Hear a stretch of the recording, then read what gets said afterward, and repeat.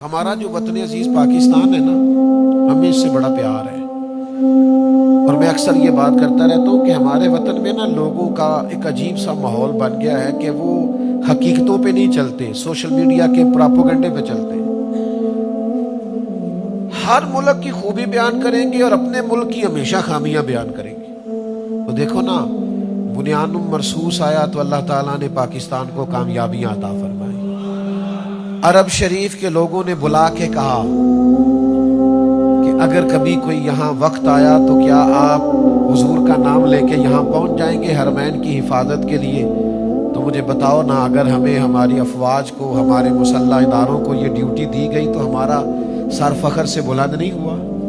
और आज अगर सिफारती सतह पर अल्लाह ताला मेरे वतन का नाम बुलंद कर रहा है तो खुदारा कभी खूबियों की तरफ भी आया करो।